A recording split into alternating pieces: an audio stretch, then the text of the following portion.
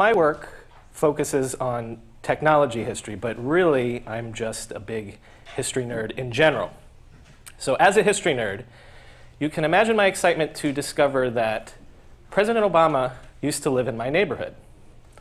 See, I live in Park Slope, Brooklyn, and in 1984, when he was all of 23 years old, President Obama lived in the top floor apartment of this brownstone with his then girlfriend, only a few blocks from where I now live.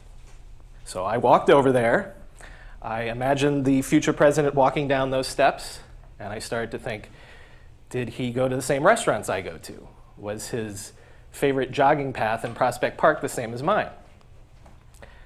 Then the thought occurred to me, what if a future president were living in Park Slope today?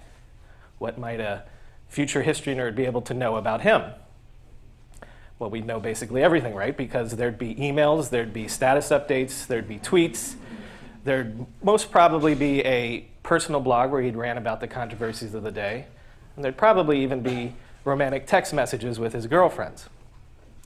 And then the thought occurred to me, most of what we know about historical figures traditionally comes from secondary sources. In fact, the key reason that we know about Obama and that apartment is because the girlfriend in question, Genevieve Cook, wrote about that time in her diary. But future historians will know almost everything about famous people because the famous people will have told us everything themselves. Let me give you an example. We believe that this is the Angel Fire homepage that a 15-year-old Mark Zuckerberg posted to the internet in 1999. Now, look at this subpage. It had a Java applet on it where Mark was asking his friends to make connections and send connection requests to other friends so that he could plot a literal social graph. Does that sound familiar to anybody? Is this the germ of an idea that would later become Facebook? Think about how powerful that is to bear witness to the birth of a historical idea firsthand. We actually know quite a bit about the founding fathers because they told us. Alexander Hamilton, Thomas Jefferson, they were insane letter writers and diarists, so we can actually follow along as their ideas for this country took shape. Until now, that sort of direct historical insight was rare. But going forward, it won't be rare at all, because we're all texters, tweeters, status updaters, video sharers. It's almost like our collective hobby as a society has become the obsessive recording and curation of our lives, and therefore our history. And that's important because historians aren't only interested in the famous or the prominent, they're interested in the common folk as well. But we're all documentarians now. We're all potential vessels for history. Let me give you one more example. The only reason that we have a visual record of the Kennedy assassination is because one man, Abraham Zapruder, just happened to want to test out his 8mm camera that fateful November day. He became a recording vessel for history.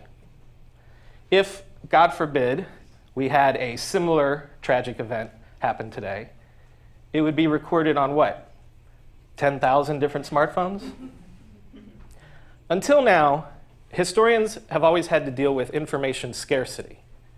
From Herodotus down to the present day, the job of the historian has been to find fragmented bits of data and piece them together to try to get close to the truth. But future historians won't have to worry about scarcity, they'll have to worry about abundance. The job of the historian will be to find the nuggets of truth in a mountain of data, exabytes, zettabytes of data, and find some way to construct a historical reality out of all of life's ephemera. And that actually brings up one more point to think about. We talk all the time about how creepy and morally reprehensible it is that everyone, especially the government, can now know everything about us, that our personal data, and therefore our personal histories, can never truly be erased. Now, as a private citizen, I agree, that's terrible. But as a historian, let me play devil's advocate for a second. If ubiquitous data is a Pandora's box that can never really be closed again, could there be some net social good to all of our lives being recorded? The joke about social media has always been, why should I care what you had for lunch today? Well, I might care if 100 years from now your lunch turns out to have been historically relevant? I mean, are you telling me you wouldn't want to follow along with the Foursquare check-ins when a young Bob Dylan showed up in Greenwich Village in the 1960s? Wouldn't you be fascinated to chart in real time as he became the artist that he was destined to be?